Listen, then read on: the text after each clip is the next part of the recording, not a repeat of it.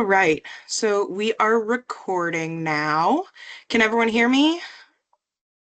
Thumbs up. Anyone Yes. wants to say in the chat? Yes. Yes. Okay, awesome. So, starting out, I hope everyone's staying warm, and I want to give you a warm welcome to our VOCA 2026 RFP webinar. I am Katya Barnes, and I am joined by my co-host, Becky Venus, and we're going to be talking to you today about our VOCA 2026 application, as well as the RFP, important changes. First things first, just so we're on the same page starting out, this is going to be more of a highlight, so we will, throughout the slide, reference reading the webinar. We highly recommend that you do go to our website and read that webinar in its entirety, in addition to this presentation. So without further ado, let's get started. Starting out with some general housekeeping, please keep your lines muted during the presentation. We are recording right now, so this will be posted on the website along with the Q&A and slides after today's presentation, so you can keep coming back to this and referring to it as you're writing your application. The chat box is being monitored by Becky, so if you have any questions, any comments, anything that needs to be addressed, go ahead and throw all those things in the chat box, and Becky will be keeping an eye out for that for me. And of course, we're going to allow Q&A at the end, so if there's anything, if you're having issues using the chat box, if there's anything that you'd like to address on mic and have us hear your lovely voice, then that we have allotted time at the end for that. So, today's agenda. First things first, we are actually going to do a little website navigation. After that, we're going to talk a bit about the application as well as changes before we move on to the RFP itself, which includes the allowable activities, unallowable activities, and the stuff that if this isn't your first webinar that you probably have come to expect. We'll finish up with our attachments and then the Q&A before we'll let you guys go. All right. So I'm actually going to exit the slideshow and show you guys our website. So here, if we go to in.gov/CJI, you'll end up at our agency's website. As you can see, our landing page has resources for all the different divisions we have. Since we are with Victim Services, we are going to be clicking on Victim Services. When you click on that Victim Services page, it is going to take you to our landing page, which of course has links to webinars, forms, resources, as well as our different grants. Since we're talking about VOCA today, I'm going to go ahead and click on Learn More for VOCA. Once I click on Learn More, you're going to be able to see our program overview, reporting, webinar, technical assistance. Those things will take you to those pages, but I'm just going to scroll through this page a little bit with you guys. So right at the top here, we have a link to our RFP. So as I reference reading the RFP when filling out your application, you can always find that on this homepage, on this button here that says click to view the request for proposals. Down here, we have a link to join the webinar. You might have joined through this link. Once the recording is ready, we'll stick it here. Some information about eligibility, other important information that you may find useful. We won't go through that. We'll go through that on the slides. We also have a notice regarding funding availability and important changes regarding our funding. I highly recommend if you haven't already, or if you haven't gotten our emails about that, that you review this when you're applying, as well as reporting requirements and other important things that you may find helpful if you are applying to or receiving this grant. All right. So going back to the Victim Services webpage, I also wanted to show you guys our forms, resources, and guidance page. When you click on Learn More there, it's going to take you to our website that has our forms. So the required forms for this grant and other grants you may want to apply to, the most up-to-date versions will be in this section of our Victim Services portion of our website. In addition, there's also some resources you may find helpful as you're writing a grant or completing reporting. And under the guidance section, we have some things you also may find to be helpful, such as our FTE calculator, match calculator, and tips for writing goals, objectives, and outcomes. All right, so that summarizes just the highlights of what I wanted to show you today. Back to our presentation. So moving on, This application is currently open right now, and it's going to be due on March 11th of this year at noon Eastern Central Time. Sorry, not Eastern Central Time, Eastern Standard Time. Apologies about that.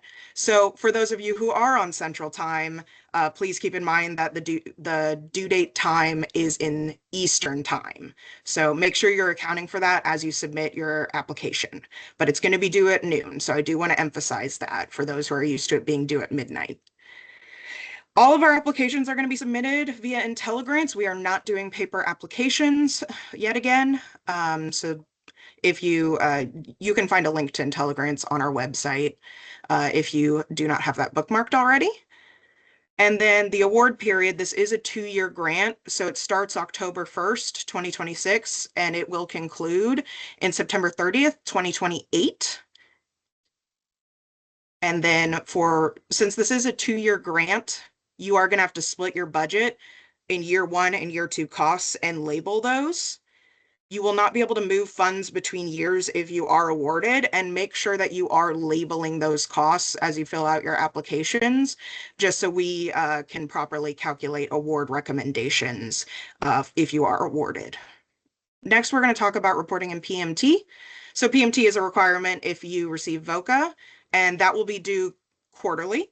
We also have program reports as part internally in IntelliGrants as part of your award and as part of your contract. Those will all be quarterly as well. However, for fiscal reports, you can select monthly or quarterly for those reports. That is left at the discretion of your agency. But program reports, PMT, quarterly, fiscal reports, monthly or quarterly, depending on what your agency elects if awarded. All right, moving back along to application changes. So we have updated the programmatic information form with some new questions. We've also gotten rid of the problem statement and analysis form. We are still requiring that you talk about a problem statement and you provide one, but that's actually going to be moved to our programmatic information form. We're going to have some screenshots on the coming slides, as well as do a little live navigation to show you what it looks like if you haven't logged into the application yet. Our evidence-based practice form has been removed, so you no longer have to fill that out. And our benefit form is now only going to have one option, and that is fringe benefits. You will only be putting the total cost for all benefits requested per year for each personnel. And just one drop down, fringe benefits. On the budget narrative form, our general supply list requirement has changed. We'll go into that in more detail.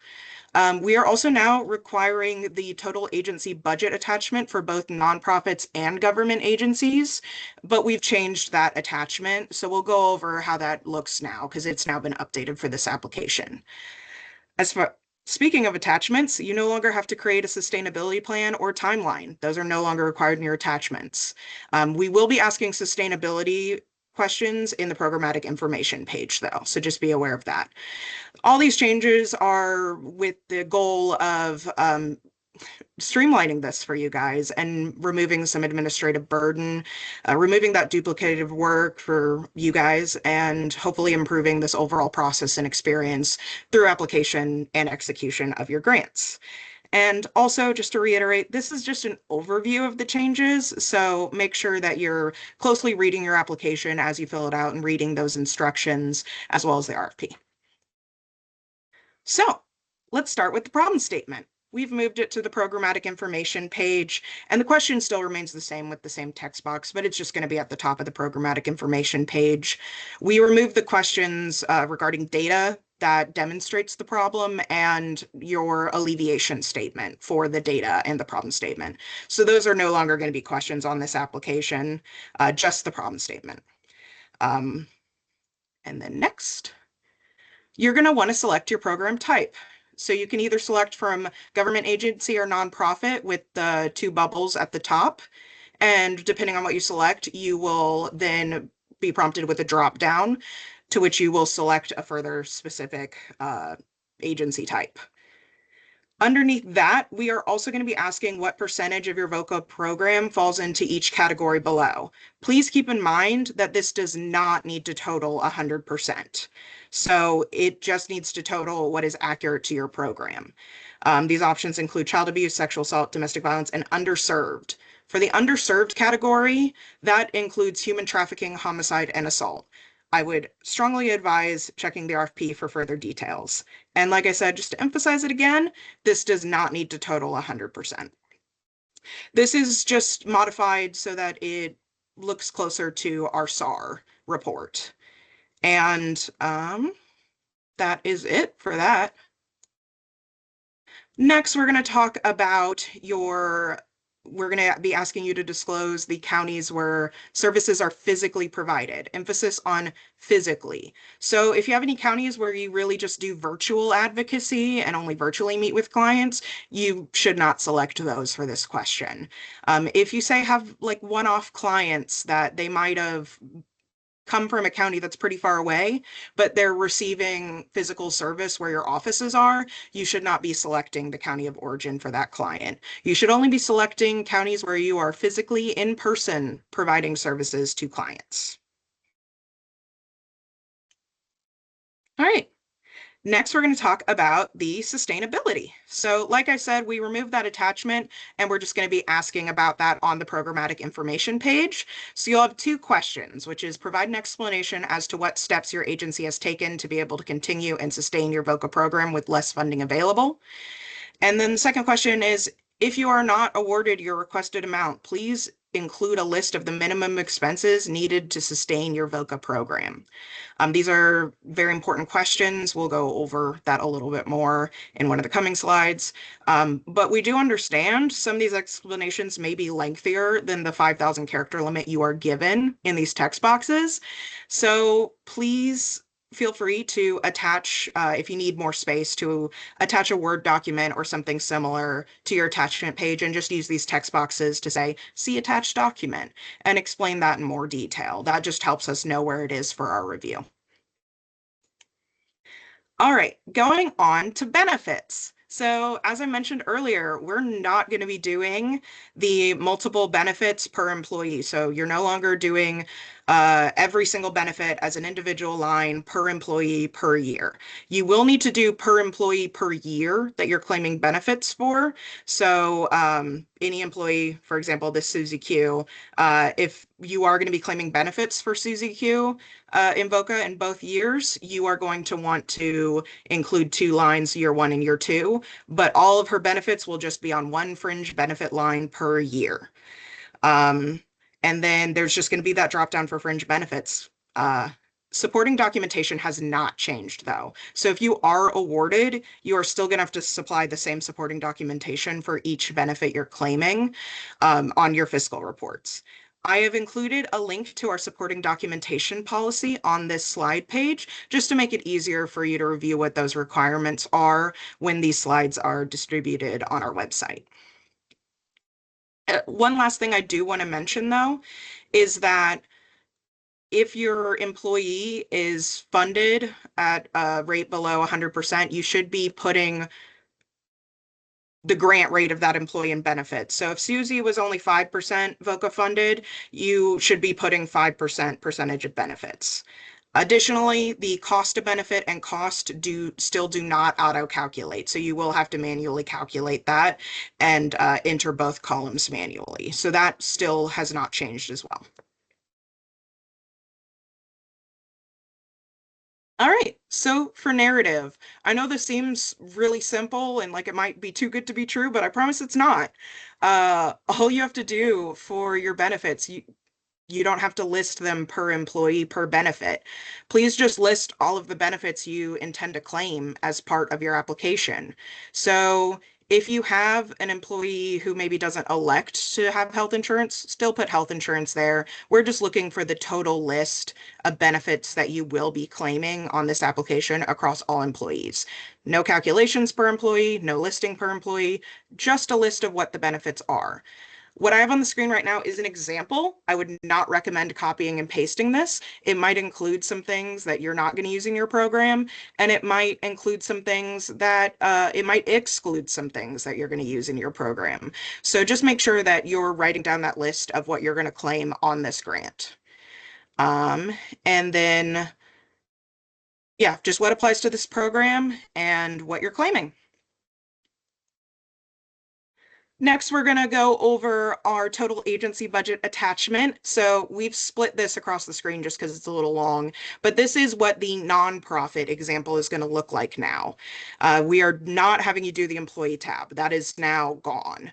So we are just having you do the revenue details at the top there. It's going to ask you for the calendar year or fiscal year that you're providing revenue from. You only have to do one. So please just enter one box and leave the other blank. In this example, they're doing the fiscal year of July 1st, 2025 to June 30th of 2026, and they've left the calendar year blank because they're using that fiscal year. You only have to enter one of those boxes and you'll want to leave the other one blank.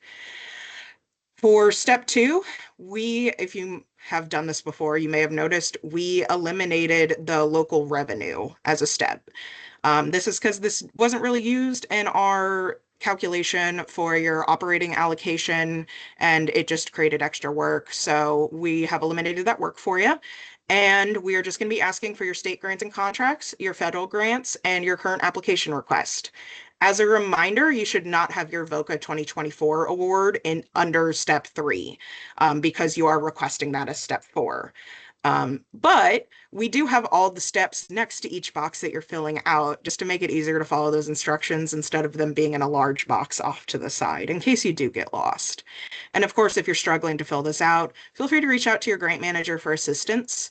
If you're a new applicant and you don't have a grant manager yet, of course, me, Becky, our division director, we also have a general help desk line, but feel free to reach out to any of us and we're happy to assist you. Okay, next, let's look at the government example. So there's going to be, for the total agency budget attachment, it's just going to be one attachment you download from the website. For nonprofits, there's the nonprofit tab. This is the government tab. So for the government tab, we are just asking for the FTE of your entire victim services program, and then the FTE that we fund. You may have to use our FTE calculator in order to find this number. That'll be on that resource page that I showed you guys earlier. So like with the other one, the steps are next to each, the instructions are next to each step, just so you don't get lost. But if you struggle with this, of course, also reach out to your grant manager. If you're a first-time applicant, feel free to reach out to any of the presenters or our help desk, and we are happy to provide assistance and direct you to resources. Okay, last thing before we do our demonstration using the actual IntelliGrants website. For general supplies, we are no longer requiring that you do a list of general supplies. It's just going to be subject to general best judgment and discretion.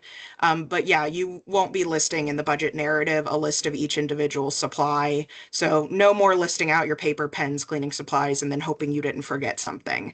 Again, it's just going to be best judgment. If you do have something that you consider general supply, but doesn't really fall with those normal general supply items, then you are going to want to create a separate budget line for that. A good example would be an office chair. I know some people might put that on their general supply line, but given that doesn't really fall within general supplies, if someone was thinking about that more generally, it's not something that you would grab from a supply closet. You'll want to create a separate budget line for that if you're requesting it. I will note that we weren't able to eliminate the text box where you list your general supplies in the budget narrative. So it will still be there and it's got the required star. For that, regardless, you're just going to put NA. If you're not requesting general supplies, but you are requesting supplies, NA. If you are requesting general supplies, NA. You're not going to have to put anything there as far as a list goes, but you do have to put something there so that the application saves and lets you continue. All right, so I am going to be passing this along to Becky so that she can show you guys the IntelliGrants website, and I will narrate what we're looking at.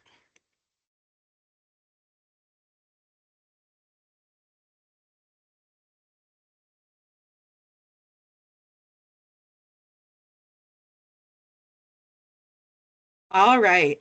So right here, you will see our programmatic information page. As Becky scrolls down, you see that problem statement right at the top that we were talking about being moved to this page. Scrolling down further, We have those bubbles where you can select if you're a governmental agency or a nonprofit agency, and then that drop-down menu, so you can further clarify what kind of agency you are. So if you want to select the drop-down arrow so they can see kind of the options, it's not showing up. Or maybe there might be a little bit of a delay. Sorry, folks. For some reason, it doesn't look like it's appearing on the screen for the audience, but there will be a drop down so you can further clarify what kind of governmental agency and what kind of nonprofit you are.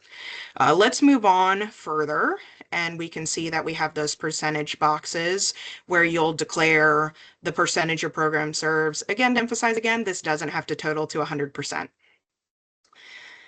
Moving on, there is that area where you're going to disclose what counties you physically provide services in.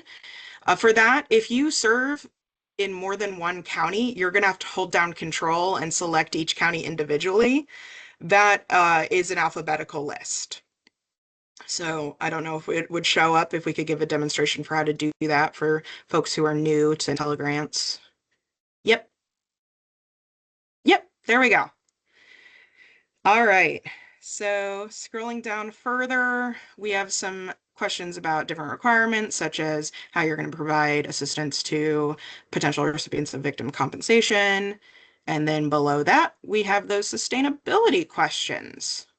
So that's going to be, again, those items. If you have too many, your information has too many characters for that 5,000 limit, of course, this is where you'll just refer to the attachment and have an attachment that addresses these.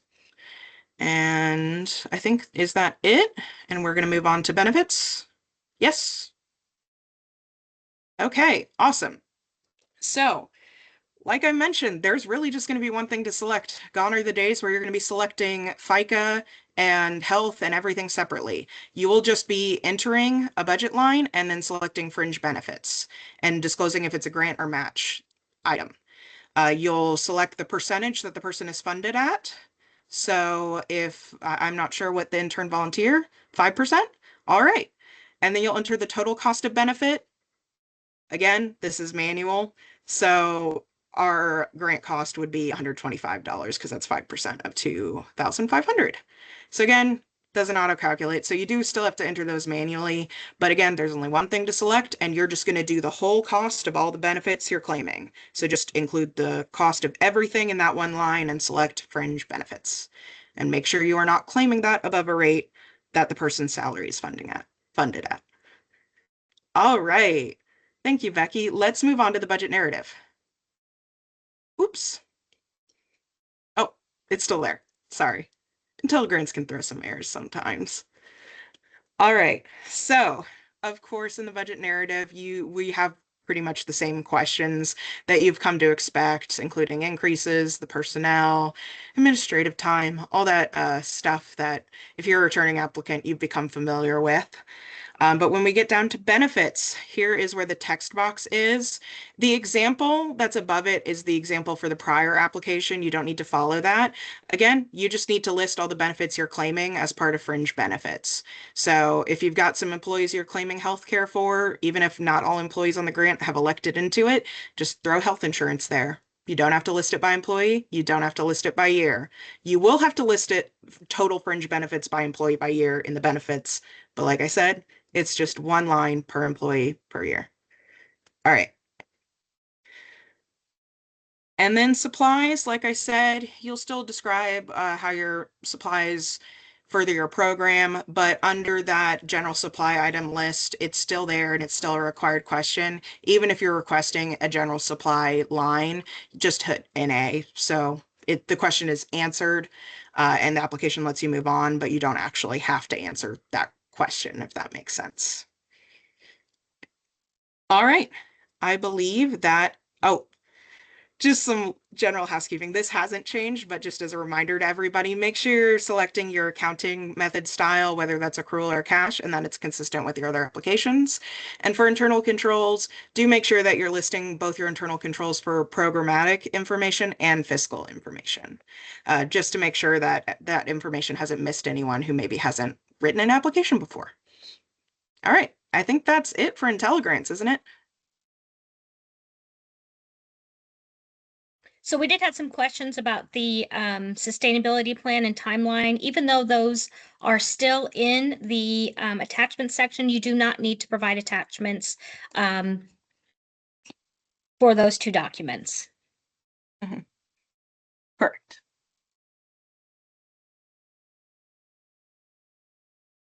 Did we have any other questions before we move on that should be addressed right now, or are these things that we should be saving for the Q&A, Becky? There's some that we can save for the Q&A, but yes, you will pool employees with the same job descriptions with you can still pull them together and you will put those into that fringe for benefits as well. Yes. So if you have a pool, you'll just enter the pool line per year and select fringe benefits and just the total cost of the fringe benefits that you're claiming. We understand for pool employees, you might not be claiming healthcare for all of them, but you might be claiming healthcare for those employees. So you'll just put the total cost of the benefits you are claiming out of your fringe benefit list and then the grant cost associated with that.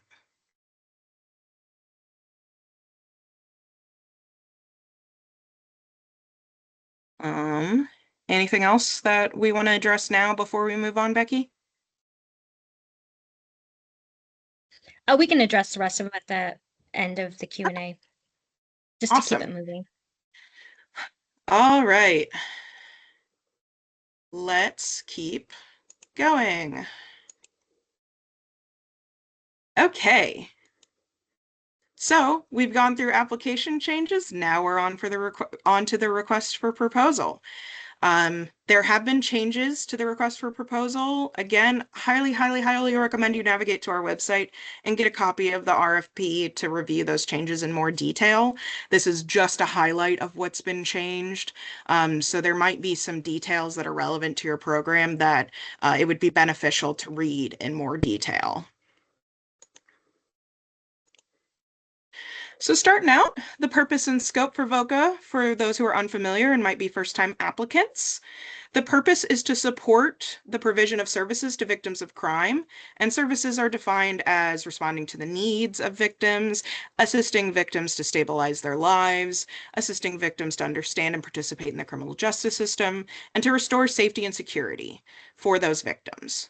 Activities supported by this grant are determined by statute, federal regulations, and state and federal executive orders, as well as CJI's policies.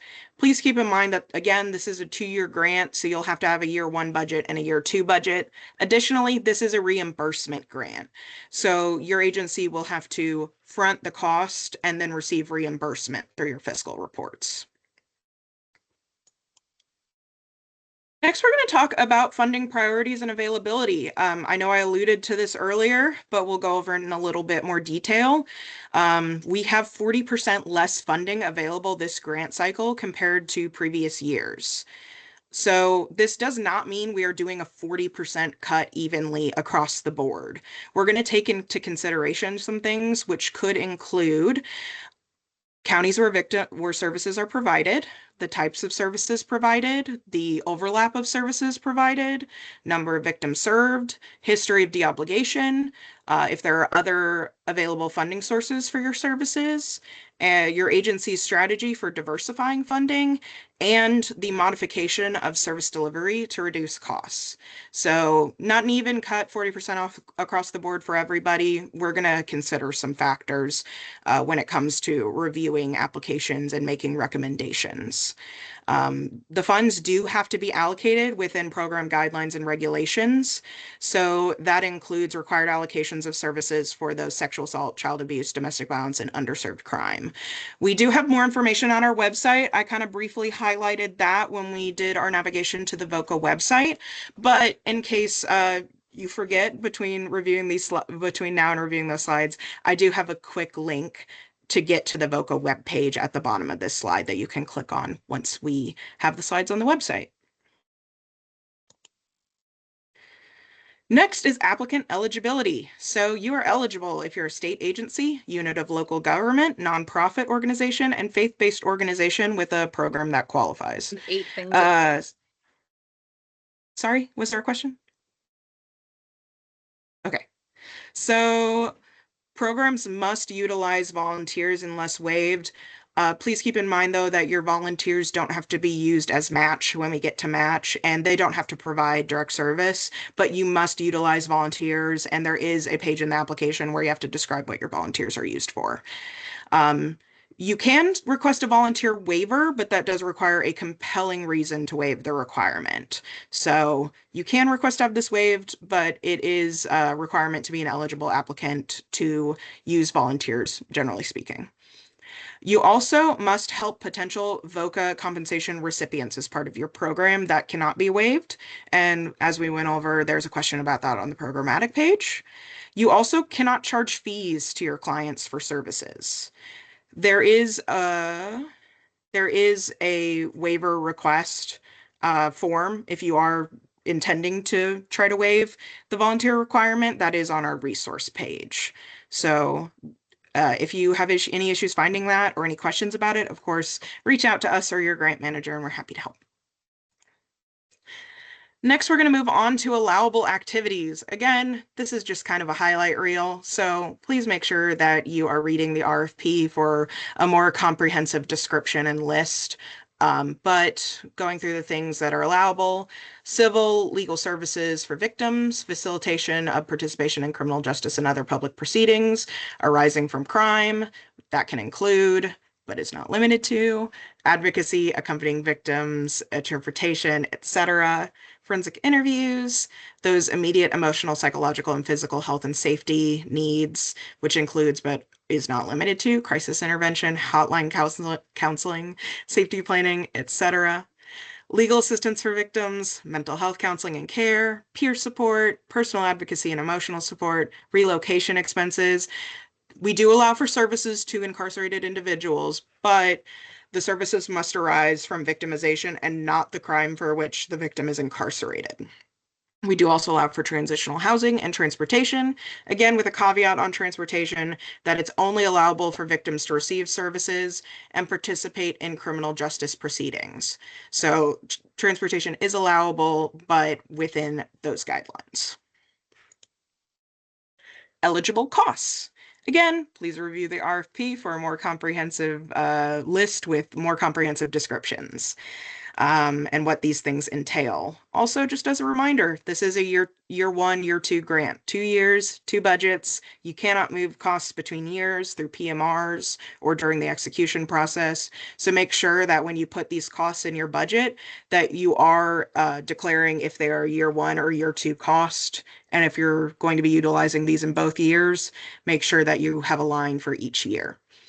So due to the reduction in available funds, we're going to be prioritizing costs related to direct services of victims, but the below costs are all eligible for this opportunity, which includes personnel and benefits, costs necessary to providing direct services, skill training for staff, repair and/or replacement of essential items, public presentations and awareness. Please keep in mind that giveaway items and prevention presentations are not allowable under VOCA, though. Administrative time that does not exceed 10% of your total award, professional fees for direct services, and supervision of direct service providers. These are all allowable costs, but you'll want to make sure that you are labeling these year one, year two in your budget, depending on what you are requesting, and make sure that if it's an allowable cost, it doesn't fall into one of those unallowable caveats, especially for public presentation and awareness and administrative time. All right, so as with the last round of VOCA, match is also going to be required on this round of VOCA. As far as match goes, it has to be verifiable from your records. It can't be included as contributions for any other federal award. So if you have another federal grant that requires match, you can't use the same match you're using for that for this grant. It has to be necessary and reasonable for the accomplishment of your project or program objectives. So it has to be related to your program. It has to be allowable under 2 CFR 200. It cannot be paid by the federal government under another federal award unless it's authorized by a federal statute. Meaning, if you're using a cost that's paid for by another federal grant you received, that's not an allowable source of match. State grants can be an allowable source of match if they are related to your program and it is an allowable activity or expense under VOCA. Generally speaking, if it's not allowable under VOCA for grant funds, it's not allowable for VOCA for match funds. It also has to be included in your approved budget that you submit with your application and is executed. And it must conform to all other provisions in 2 CFR 200. And you also, in your narrative, you should be disclosing where your match item, the funding source of your match items, so that we can verify it's a non-federal source. So we're going to go over how to calculate match. So it's worth emphasizing that match isn't 20% of your budget, it's 20% of your project cost. So you would use the following calculation to figure out your match share and what your budget needs to hit in order to meet that requirement of match. We do have a match form waiver available if you would like to file that. As with the volunteer waiver, you just would include it in the attachment section of your application. So in order to find your match to get into that, you would just take your award amount and divide it by the percentage of federal share. In this instance, it would be 80% because there is a 20% match requirement per the previous slide. Doing that will get you to your total project cost. Take your total project cost and you subtract your award amount and you will get to your required match. So for example, if you are requesting $150,000 across year 1 and year 2, and you need to hit that 20% match requirement, then you would take that $150,000, divide it by 80%, and you would get 187,500. That's your total project cost. So that 187,500 subtracted from your award request, which again was that $150,000, you get your required match total of 37,500. We do have a match calculator on the resource website if you are having some difficulty getting to that right number and verifying that number. Our budget summary page, as you're filling out your budget, does also show you the percentage of match that your budget is. But you'll want to be calculating your match just to make sure you're hitting that amount. But like I said, if you, for a variety of reasons, your agency is not able to meet the match, whether that's partially or in its entirety, you are able to fill out a match waiver that is also on the resource page, and it is linked to as well. The form is also linked to on this slide. You can waive either part of the match or the entirety of the match.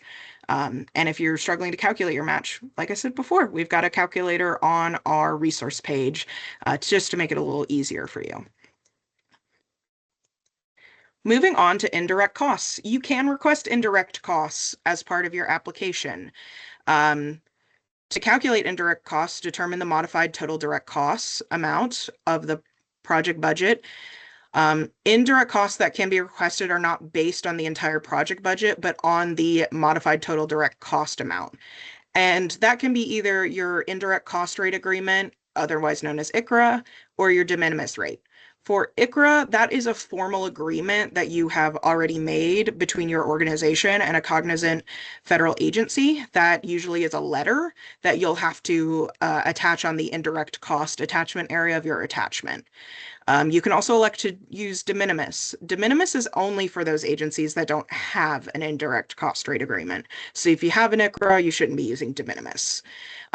You can use up to 15% of your modified total direct costs if you're opting to use de minimis, but you will need to list the costs that de minimis goes towards and the calculations that you use to get to your de minimis amount will have to be provided in the attachment, again, in that indirect cost area of the application.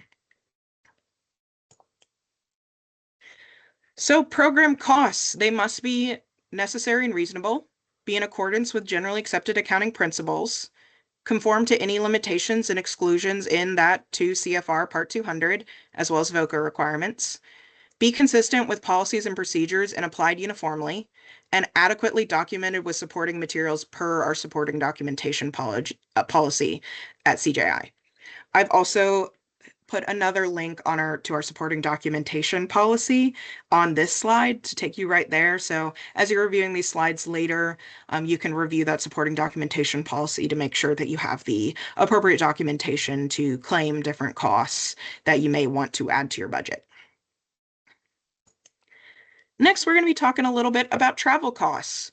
So we are still under a state travel restriction, and we, as such, only travel for direct services is allowable in your budget currently. You cannot add it to your original budget at execution, and you won't be able to add it via PMR for the time being, at least. I have no word if this is going to end, but we are applying this. So all those conference travel items that you may want to request, such as airfare, per diem, etc., you cannot currently request those in your budget due to these restrictions. You are able to request registration fees for training and mileage if that mileage is for direct services. Please also keep in mind that not all mileage may be allowable due to those VOCA travel restrictions. So make sure that the mileage you're requesting is allowable under the transportation guidelines of VOCA. You also may not claim mileage above the rate that is set forth in the IDOA state travel policy. You have to follow within those restrictions unless your agency reimburses mileage at a lower rate than is in the IDOA state travel policy, and then you would need to use that rate. So just make sure that you're only, if you need travel, you're only requesting those direct service travel related costs. No conference travel, unfortunately. Okay, moving on to contractors and consultants. So when you use a contractor for or consultant for work or services, the following are required. You have to obtain your contractual services through a procurement method, which you will need to disclose in the budget narrative. And we must be able to verify this method upon completion of the contract. Your consultant and contractual services shall be supported by written contracts and signed by all parties, stating services, rate of compensation, and length of time the services will be provided. So those contracts should clearly state what the services you're receiving are, what the rate of those services are, and what is the time period in which these services will be provided and received. They should also be signed by both the signing authority at your agency and the signing authority at the contractor and dated. So make sure that your contracts fall within our supporting documentation guidelines. You are also going to need to provide a copy of these written contracts for your contractors and consultants. These will need to be attached in Intel grants. So if you have those contracts that you're requesting ready to go and they're valid for the grant period right now, I would highly recommend you attach those to your application and attach those if you get them ready, if you're awarded and they're available before you execute the grant, highly recommend you put those in miscellaneous attachments. You will not be able to claim those costs even if you execute with those costs there if you haven't provided the contract. So that contract will be required on the first fiscal report, which you're claiming the costs. We understand they might not be ready before execution, but you won't be able to claim them without that contract provided. Payment should also be supported by a statement outlining the services rendered, date of service, and cost of service. So you should be getting invoices from your consultant or contractor that says what they did, when they did it, and how much it cost. And that should be consistent with that contract that you've attached. Any consultant costs, they cannot exceed $81.25 per hour, $81.25 per hour, or $650 per day. That is the maximum allowable rate. You cannot exceed it. It unfortunately is not allowable to exceed it. And again, just a reminder, if you're doing consultants and contractors for both grant years, please make sure you're putting year one and year two, having a year one line and a year two line for each of the items you're claiming in both grant years. Even if you're only claiming it in 1 year, please disclose what year that is so we don't assume and it doesn't potentially throw off your award recommendation. All right.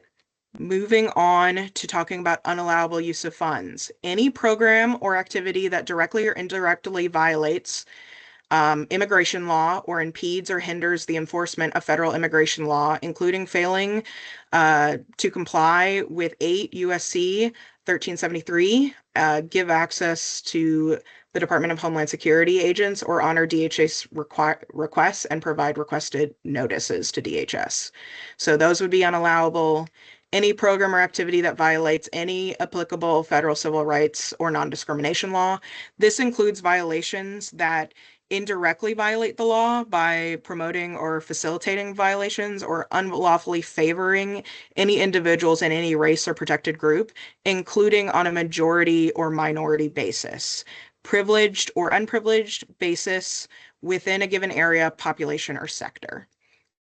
Any use of VOCA funds to initiate, maintain, or support legal action directly against the U.S., state of Indiana, and any respective agency or entity thereof is also unallowable.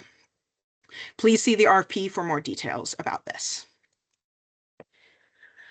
Additional unallowable costs. So that includes alcohol and food, unless it is emergency food for your victim, and entertainment costs, bonuses or commissions, construction, capital improvement, or land acquisition, including the purchase of real property. So again, any construction, capital improvement, anything that improves the value of your property. So even things like a fresh coat of paint could be considered capital improvement or construction. So please check with a grant manager and the RFP.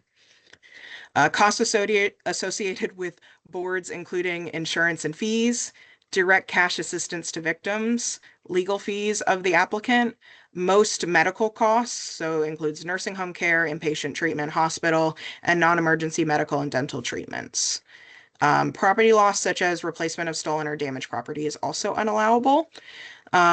When it comes to the direct cash, you can request flex funding, but you shouldn't be handing cash directly to victims, to clarify that.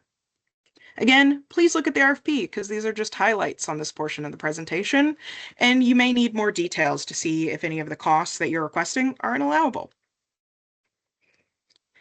All right, moving on to unallowable activities. Activities that assist in the prosecution of perpetrators are unallowable. Fundraising and time spent filling out other grant applications, procuring funding by completing these funding applications, unallowable. Inherently or explicitly religious activities are unallowable. Please note that if you are a faith-based organization, you are eligible to apply. It's just that those inherently or explicitly religious activities are unallowable. Lobbying is unallowable. Management or administrative training is unallowable. Needs assessment, surveys, research projects, and studies are unallowable. Perpetrator rehabilitation is unallowable. Prevention of crime activities is unallowable. I kind of mentioned that earlier with the presentations. Prevention presentations aren't allowed because it falls under that prevention of crime activities. So can't do that with VOCA. And then lastly, substance abuse counseling for victims when it is not related to the victimization.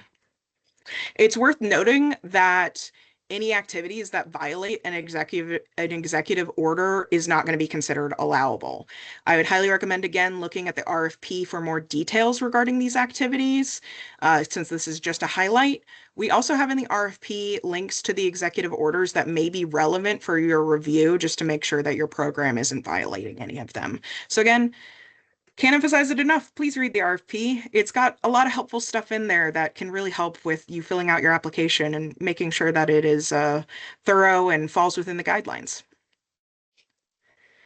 Moving on to supplanting. Federal funds must be used to supplement existing funds for program activities and cannot replace or supplant non-federal funds that may have been appropriated for the same purpose. So again, this grant should not be replacing items that are already funded by another source, another non-federal source, when that funding is still available. Supplanting occurs when a state, local, or tribal government reduces state, local, or tribal funds for an activity specifically because those federal funds are available or expected to be available to fund the same activity. Please note that supplanting does apply to both nonprofits and governmental agencies. It applies to all applicants. So supplanting is not specific to any specific agency type. Just make sure that you are not including supplanted costs in your application. Going on to some requirements. So on your project information page, we're going to be requiring that you provide us with a little bit of info or have some registrations active. So we're going to be requiring that you are registered for your System of Award Management, or SAM. This registration should not expire within 30 days of the application, so make sure that you have it renewed and ready to go. Please also keep in mind it cannot be set to private.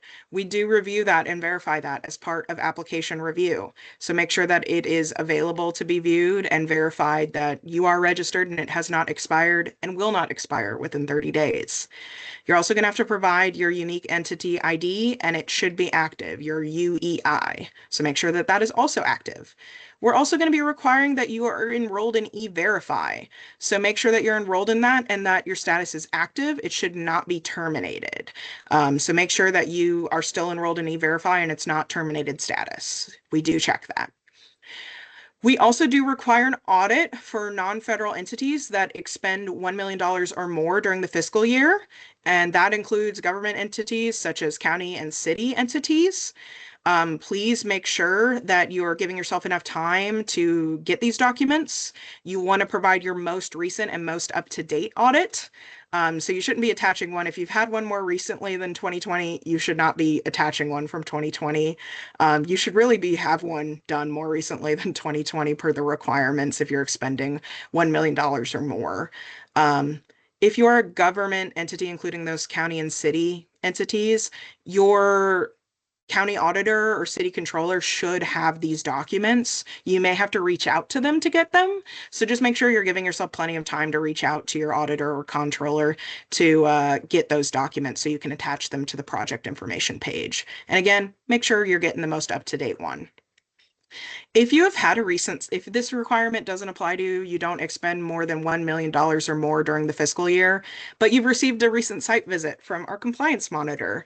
The follow-up letter for that site visit is not an audit, and you don't have to attach it. If this requirement doesn't apply to you, you won't need to attach anything.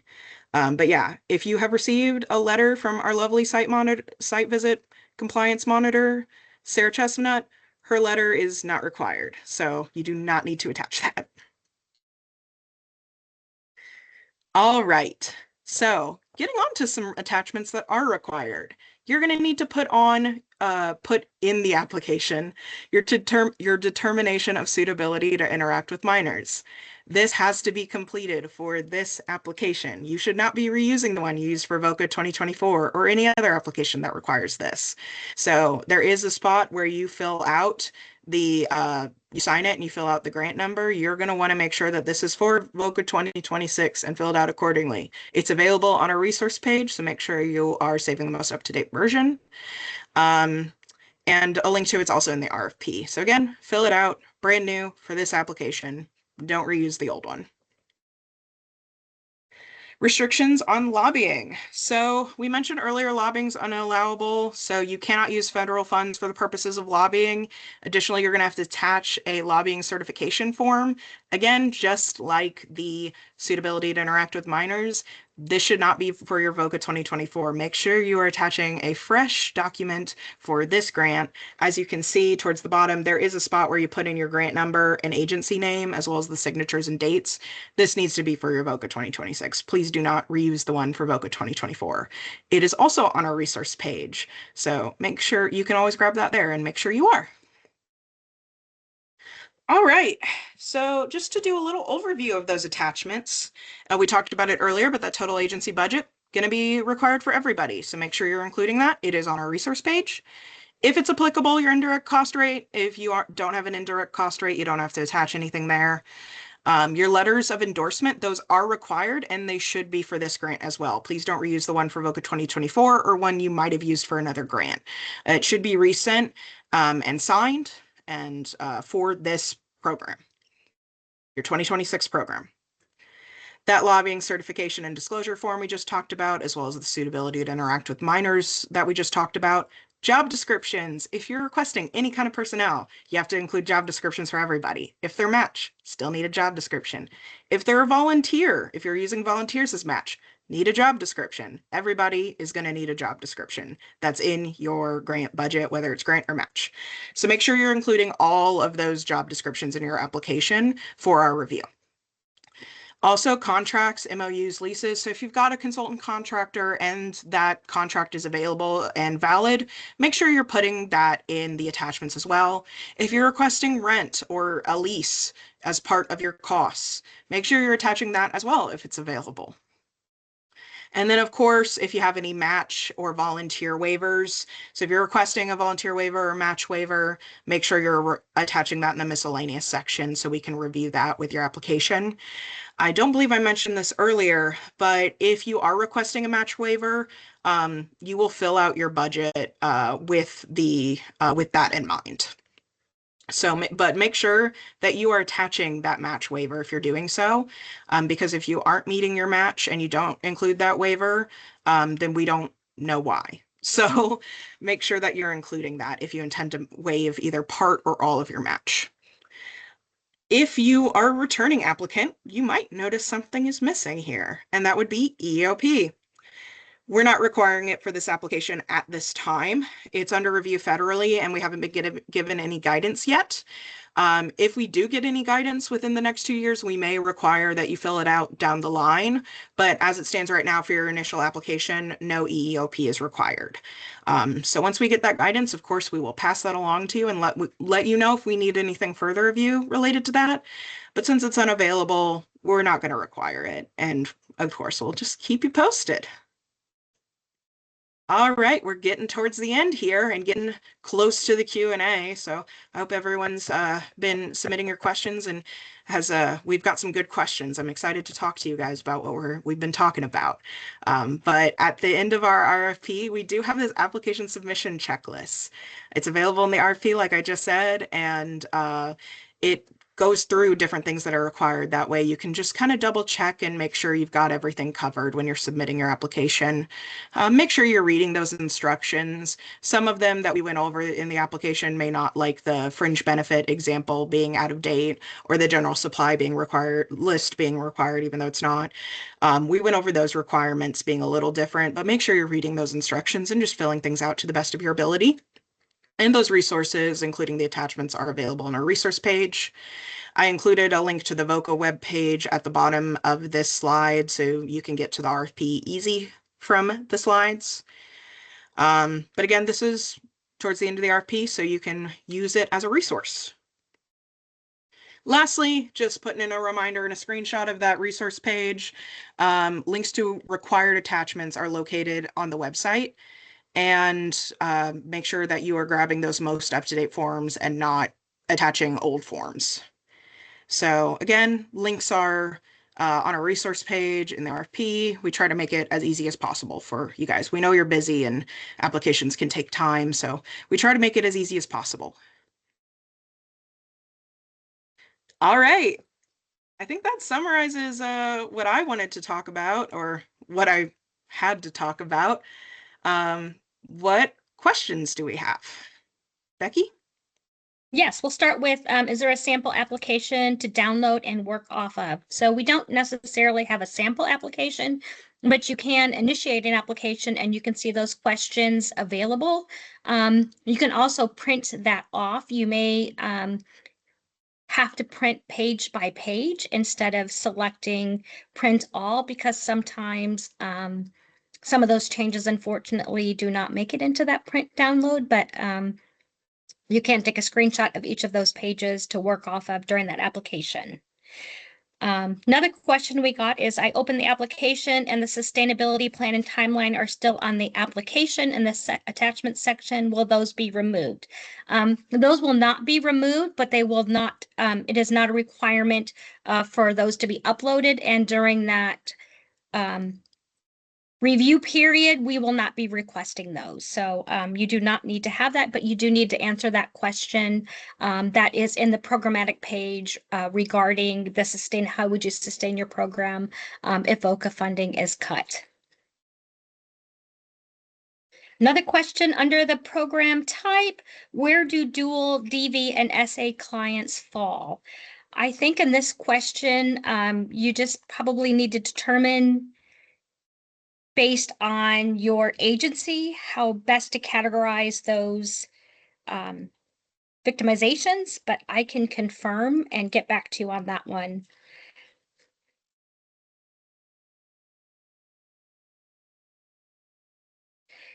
I do interviews for the surrounding counties as they do not have CACs. Do I count them even though I don't have a physical office in those counties? So yes, you will count where you are physically meeting or where you're physically meeting those clients, which county you are going to in order to provide services for those individuals.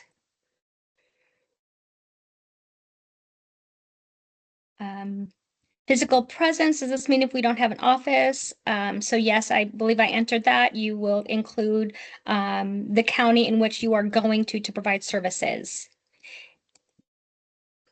Is FICA included in fringe benefits? Yes, FICA is. You would include FICA as fringe benefit, as well as FICA and Medicare that are typically together. That would be part of that fringe benefit. I see a What? question that says oh, sorry, I didn't mean to Go ahead. interrupt.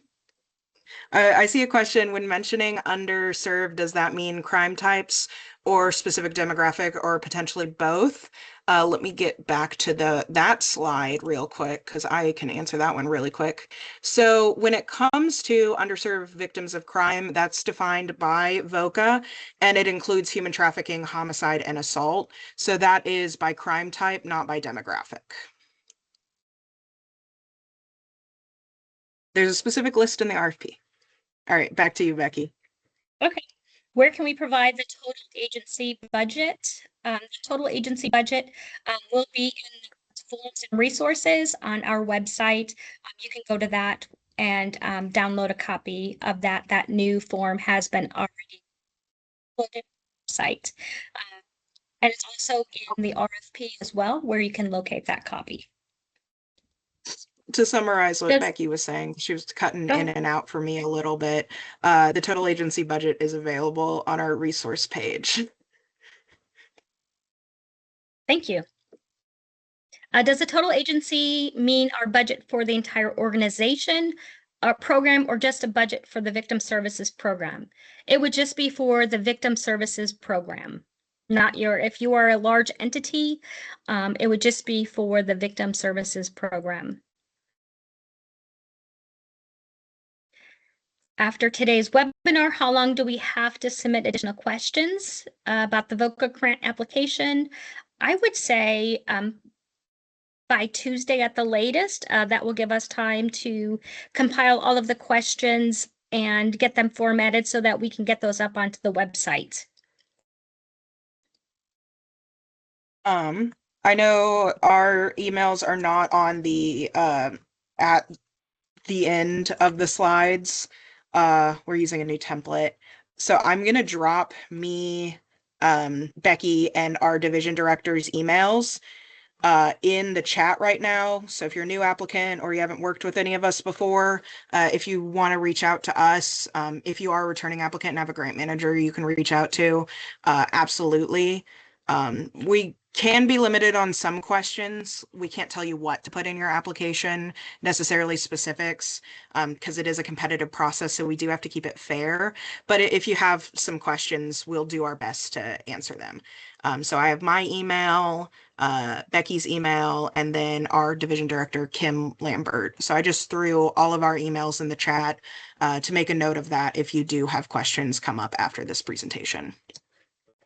And I'll try to put those in the notes on the end of the slide. So if you have anyone reviewing these slides after the fact, they should be in the presentation notes. And the webinar and the slides will be uploaded more than likely either by the end of the day today or by end of day tomorrow.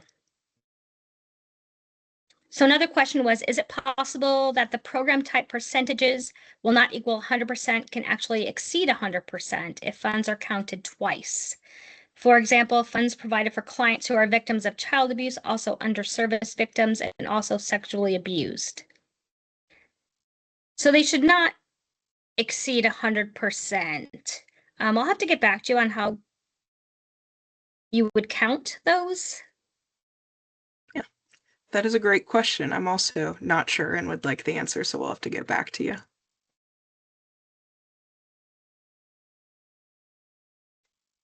I don't know if Kim is on this, if she can provide an answer or not. If not, I will go on to the next question. Can we still enter all nurses on one line, or do the employees need to be on individual lines? So if you have nurses or a group of individuals that are performing the same responsibilities, for example, if you have victim advocates that are at the same percentage performing the same responsibilities, if you have SANE nurses, you can put those into pooled employees. That could all be on one line. The difference between hourly and pool employees, they could have different job descriptions, different job titles. You would put those as an hourly employee. Those pooled employees would be that group of individuals who are performing that same type of job, who have the same responsibilities within your organization, would then be put into a pool. You would need to list out those individuals' names in that pool section, and then provide that job title.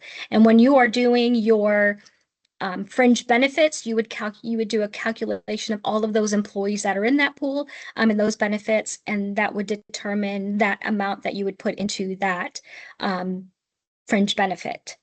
They do not have, if they are pooled employees, they do not have to have that same rate of pay. They just need to have that same job responsibility and be in that same percentage of grant activities for that pool position. Yep. Same job title, same job description, same responsibilities, same funding level, as in like 100%, 70%, etc. They can be placed as a pool line. Yes. Let's see. I'm still confused about counting other counties that we do courtesy interviews for. For example, I do interviews for Marshall County, who also uses the Elkhart CAC and the South Bend CAC. Do I count Marshall County in my count? If you are physically meeting those victims in that county, you would count that county. So if you are physically going to Marshall County to do those interviews, then you would count Marshall County as providing services to those victims. Yes. Does that answer your Just question, Kelly? to clarify a little further, just because another organization may provide similar or the same services in a county physically, if you're providing physical like services in person, when we say physically, we mean in person, face to face, you can count that county. So if another organization also does interviews in that county and you're also doing interviews in that county, you can count that county. Just because they count it doesn't make it off limits for you. So, and Kelly, if you are in South Bend and an individual from Marshall County comes to you, you would not count that individual from Marshall County because you are not physically meeting them in Marshall County. They are coming to you.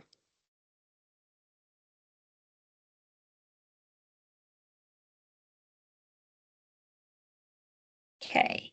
The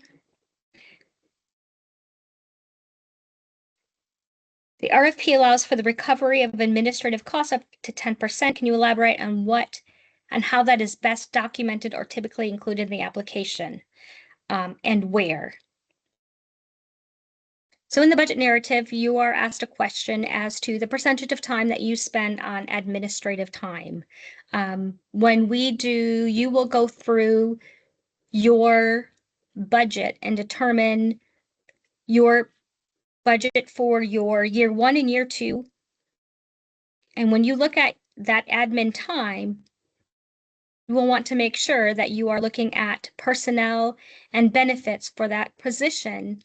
And if you are 10% funded and 10% of your time is spent on admin, you're going to take 10% of your time spent. Does that make sense? Am I explaining that correct, Katia? Yes, and I believe we do put an example of what administrative time is above the question on the budget narrative as well, because there are some duties that you might look at and consider administrative, like updating case files, but we may not be necessarily talking about that. So we do have that example above the question in the budget narrative, just to make sure that you're reporting it accurately for what we're talking about under our definition. But yeah, your administrative should be, if you're requesting 10% of someone's salary and you say they spend 10% of their time on administrative tasks, when we calculate that, we typically make the assumption that it's 10% of that 10%. So if you have someone funded at 10%, but that 10% encompasses only administrative duties, you'll want to put 100% in the text box. Again, by the definition we put in the narrative. So make sure that you're not counting things that aren't administrative as administrative. But yeah, that just because you put 100% in that text box doesn't necessarily mean that it's disqualified because they're spending 10%, more than 10% of their time on admin duty. It just can't exceed 10% of the award. So if you have someone who's funded at 10% and they're spending 100% of their time on administrative duties, but that 100% of their time, that 10% of funding goes into being 15% of your total award, then that would be, you'd get into unallowable territory there, if that makes sense. I know that's kind of convoluted to follow, and I'm happy to assist further if you want to shoot me an email or if we want to continue to talk this out for other people who have the same question.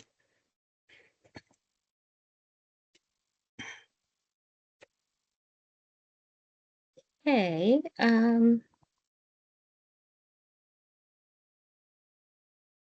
I see Tammy wants to unmute to talk about counties that are served regardless of office location.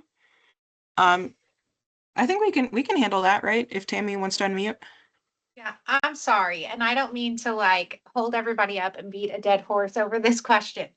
I just like, okay, so just to give an example, like Mhm. your Child Advocacy Center, for example, we have our center is in Du Bois County, but we serve in person multiple counties that come here because we don't have a physical office space in all of our counties because collectively they all come to the one center. So we still serve those counties, so we would still mark them, correct? Because there's nobody else that does CAC services in those other counties. Becky, do you want to give us? Yeah, this So is I I can answer Oh. that question for Hi. Tammy. Sorry. Hey, Okay. Tammy, it's okay. Yeah, with this question, we're trying to make it applicable for all entity types. So Okay. I think CCs are a little bit unique. But for this question, you would just count the county that you actually did the interview in. But if you Okay. want to provide more information, put that in one of those text boxes so we can have that information as well. But for the county question, just check the county you're actually physically providing an interview in. The ones that we are physically serving. Okay. Okay. Thank Yep. you. And then if you want to expand, say, we do interviews for 8 counties, but they come to our office, just tell us that in one of the narrative questions. So we have Okay. the information as well. Yeah. Okay. I didn't want it to look like there were counties not getting services. So, okay. Thank Yeah, you. I totally understand. Yeah, just provide us information. We're collecting this we understand CAC is a little different, but and all agencies are a little different, right? So we're just trying to make it clear. Sure. Okay. Thank you. If you haven't met her yet, that was just our division director, Kim Lambert. So that was one of the contact points that I was talking about earlier. Thank you, Kim. That was what I was thinking, but it's nice to have some confirmation that I'm not giving out incorrect information. Let's see. Okay, we have Becky. we have a question about the match waiver. In recent VOCA grant cycles, is that yes, we did indicate that there is a match waiver. The form is located on our website. And you would complete your application based on that percentage that you would use in your match waiver. If your match waiver is for some reason denied, when we reply back to your application, if you are awarded funding, we will indicate that and ask that you increase your match. What does that mean? Must help potential VOCA recipients. So VOCA funding must be used to help VOCA individuals that are victims of crime. So I don't recall what that question was specifically regarding. I do apologize. But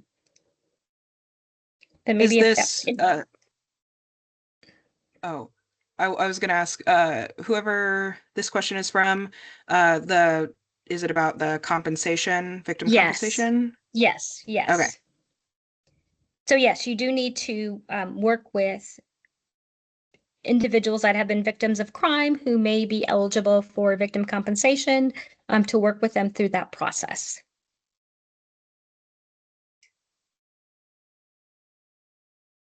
Are the fringe benefits what is requested in the grant and not the full list of fringe benefits provided by the employer?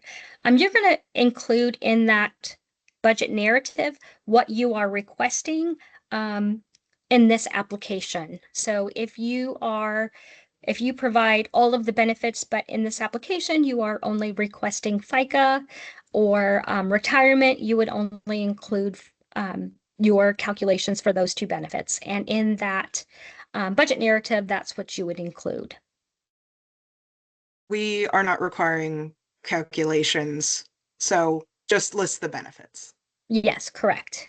That contribute towards your calculation, to clarify what Becky just said.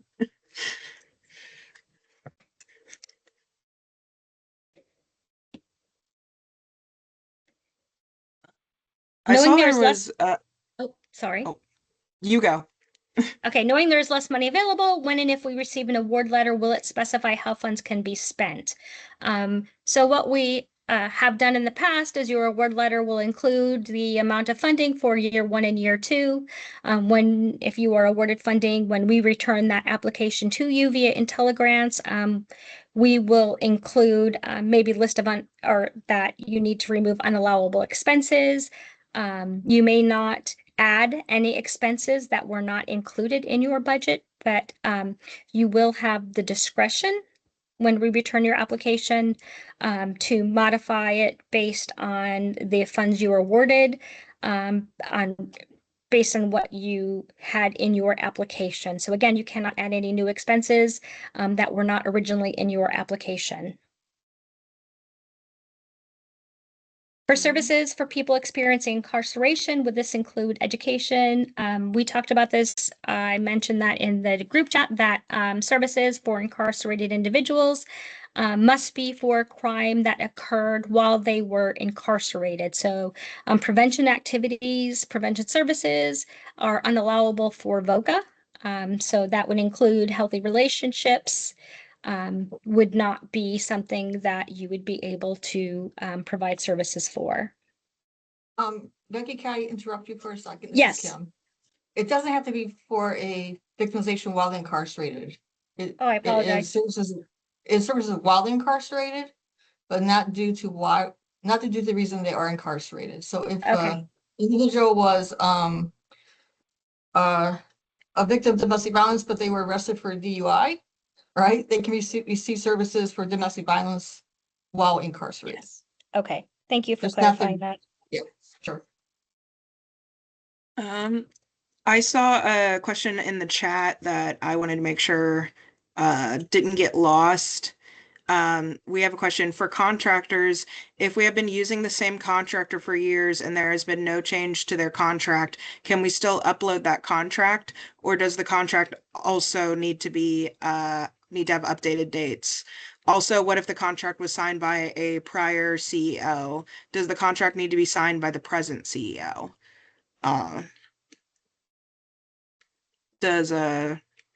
So if there are dates within that contract that have expired, then that contract will need to be updated. Yeah, if the rate in the contract is not what they're currently charging, that would need to be updated.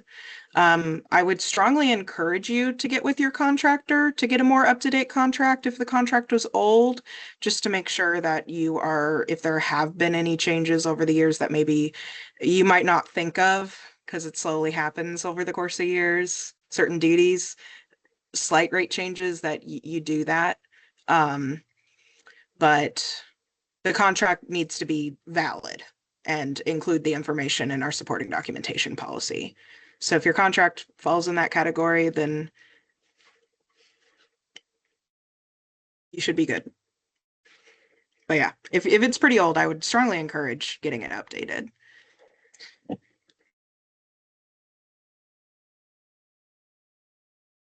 Can we include travel costs as match for those that cannot be funded directly?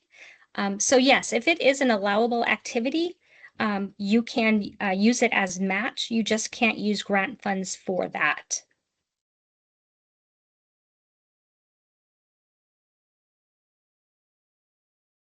Can mileage include training beyond provided the agency attending a VOCA training or meeting?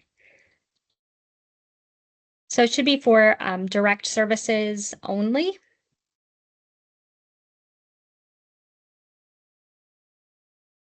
Is it unallowable to ask for a slight increase of funds? While it might not be unallowable,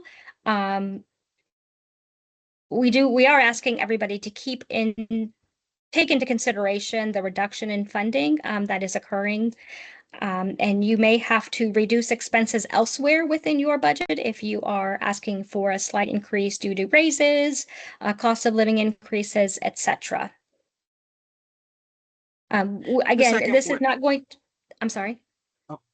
Sorry. Go ahead, Carter. I was going to say, to second what Becky is saying, going back to program costs, we are experiencing that 40% cut. And while it might not be applied uniformly, and by uniformly, I mean, not everyone is going to get just a straight 40% cut from their prior award. It could be more, it could be less. Depending on the variety of factors we listed earlier. Make sure that what you're requesting is necessary and reasonable per our program costs. So would not recommend would recommend keeping that in mind. I mean,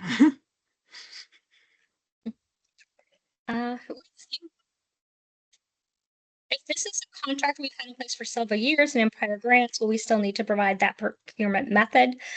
So yes, we do require you to include how that contractor was procured when that contractor was initially selected. Can you elaborate on activities that assist in the prosecution of perpetrators?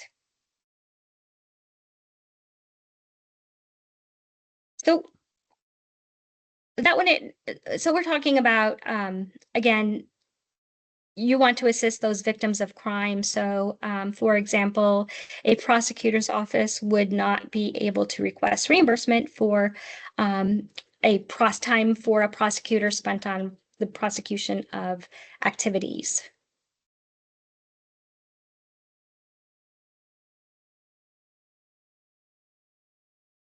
Do you have anything to add to that, Kadia? nope. I mean, I would add just we have more extensive definitions in the RFP, so that's also a resource that can assist in figuring out if the specific activity you're considering including in your budget applies, that unallowable activity portion applies to it or not. So you can work directly with so the question is, as part of the MDT, we work directly with prosecutors' offices while holding forensic interviewing. That is allowable while you're holding that forensic interview.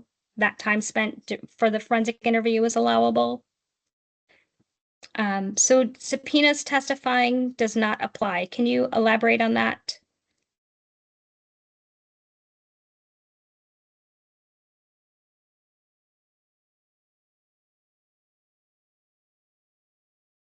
As part of the activities. So are you asking time spent testifying on behalf?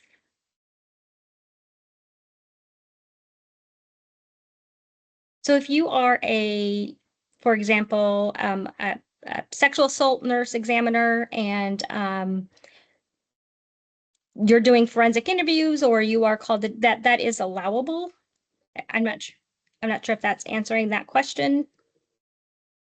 Okay, thank you. Is there reimbursement for SANE nurses' time to conduct forensic exams?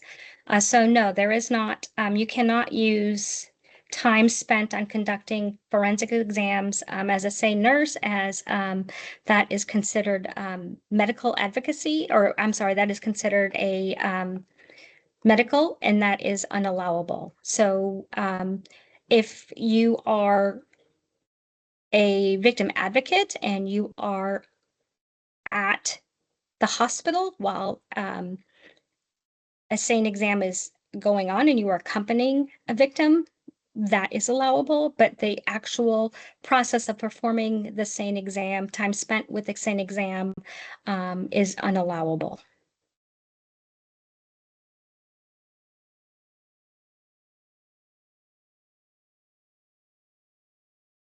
So I have gone through the questions that have come up throughout the chat. I don't know if there's any other questions or if there's any other questions that are popping up, if you can put those in the chat and we will get to them. I see that a question. What about contacting a victim to see if they're going to testify?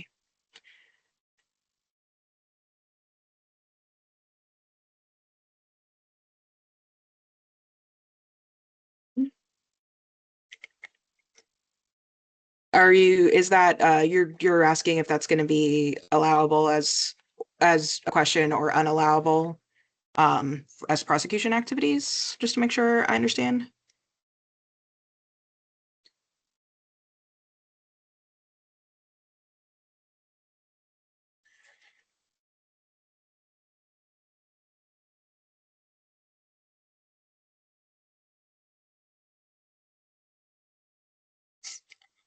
While I'm waiting on, oh, Shelley. Yes. So Shelley is wondering if asking a victim, contacting a victim to see if they're going to testify, if that counts as assisting in prosecution. I am actually not sure. Do Kim or Becky know? Otherwise, we can look into it. It does not. If you couldn't hear her, Kim just said it does not. Yes, it does not qualify as prosecution. All right, I see some questions. Ellen wanted to know if we already answered the question about pool employees. We did go over pool employees and what those are and how to know if you're using it correctly a little bit, but if you could specify in the chat a little bit more about what your question was. We did go over that, but that doesn't mean that we didn't miss your specific question. I just did not see it, so please remind me. And then we also have a question, being that we cannot count surrounding counties being served because they're coming to one location in a different county, how is the state able to track or differentiate the needs of those counties for future funding? It will now be counted under a single county. So Kim clarified, even though you may only be providing your services in person physically in one location, please include that option in your narrative information, not your narrative information, but please include that information in your application that while you are physically only providing services at your office, these are all the counties that clients are coming from, or these are the counties that clients are being referred to us from. That way we can take that into consideration and ensure that we're getting the most up-to-date information. We understand that this question might not be uniform in its application across all different entity types. So we do want that information that while you only are seeing people at your office, you are seeing the clients are coming from like 8 counties or what your answer is. We do take that into consideration and track that when we review things. So just there's that. And then so okay.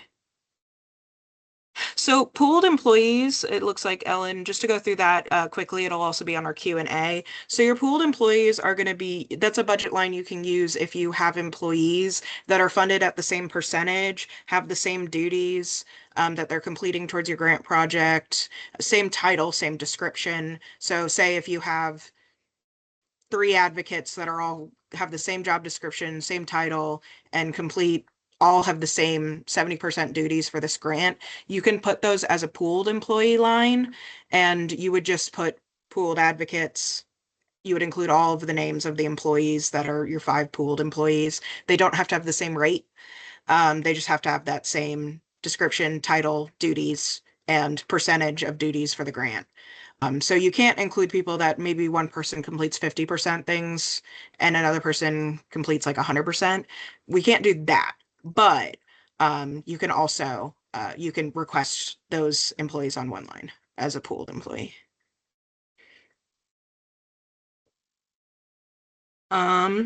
That would be up to you to calculate. You would just calculate the total amount per employee per budget year as your annual cost.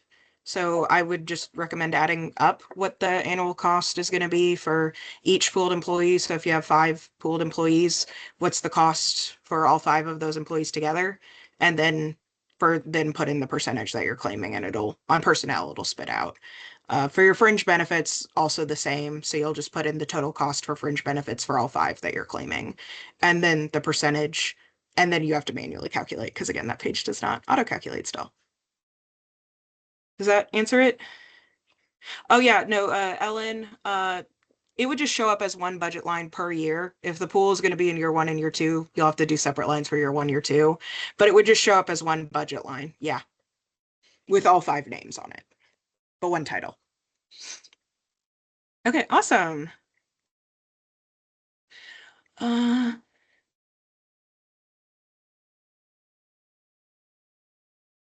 Are you working with entities like ICADV for questions about service areas? So yes, we do work with ICADV as well. If I'm visiting a child that is placed in another county, even though they are assigned through my county, does that count? Yes, that does.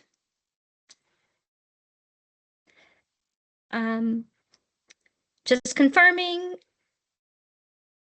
100% of the victims we serve are abused children, but some can also be counted in other categories. Kim, can you confirm the percentages in that? Yes, we actually asked our VOCA PMT folks the same question, because we had that. So we get a child who's abused, is also sexually assaulted. Where do you come out in the PMT? And they told us to pick the option that fits the best for you, was the response we got. So only pick one category. Don't put a person in all 4 categories. But this is by person, this is by percentage of victims served. So you just have to do your best guess and categorize them where you feel is the most appropriate.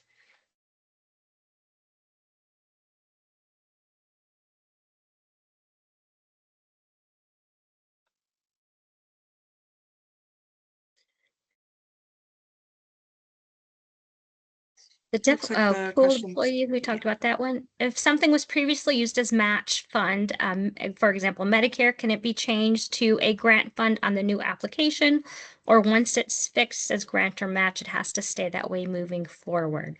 So if you previously had an expense that was match in your budget and it was paid for by other funding sources, for example, another state or federal fund, you cannot request to use match funds for that unless you no longer have that funding source. You would need to provide us with that information as to why those funds are no longer available for you to use as match.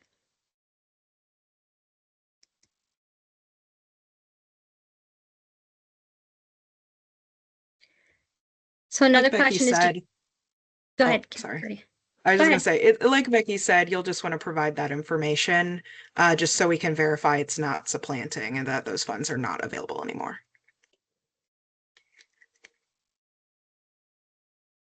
Do you accumulate the salaries for the pooled employees since the pay rate is different? You will need to determine how many hours and at the pay rate each employee is going to work, and that is how you will determine what you are requesting for and that total salary for your pooled employees.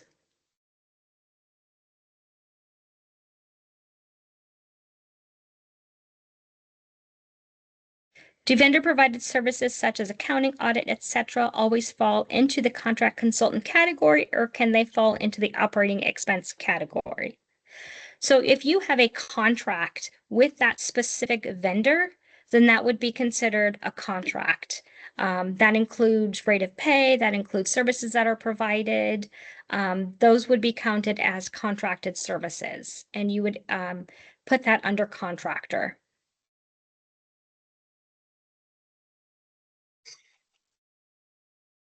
Yeah, to follow up what Becky's saying, a contractor, it's the services that you contract for. You'll have a contract in place for an outside entity to perform that.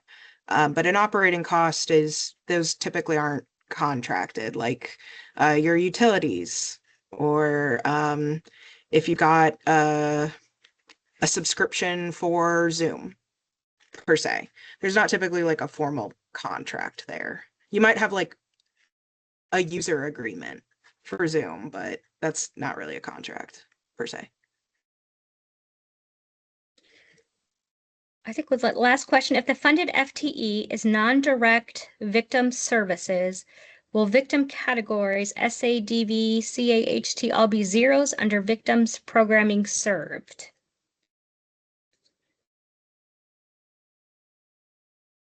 This is Kim. I can answer that.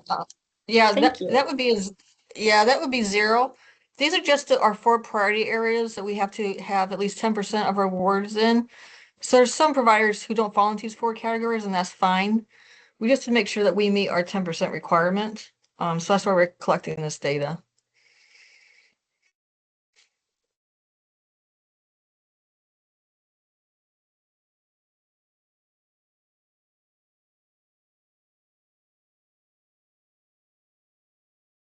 I believe we've answered all the questions. Please feel free to email us.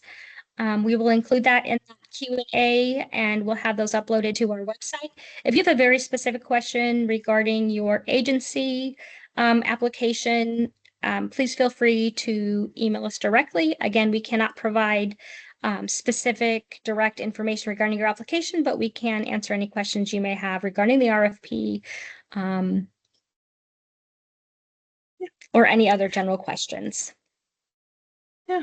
And thanks everyone for coming. I know we had some people drop off, but for everybody, including the people who dropped off and people stuck with us, I want to express a deep thanks and appreciation for all you guys do for the community, and thank you for attending and spending your afternoon with us. Please don't hesitate to contact us. We're here to support you. So if you have any questions pop up, like Becky said, there are some limitations, but if you have any questions pop up or any concerns, please don't hesitate to reach out to us. We're here to support you guys. So with that, I will let you guys go. So enjoy the rest of your afternoons.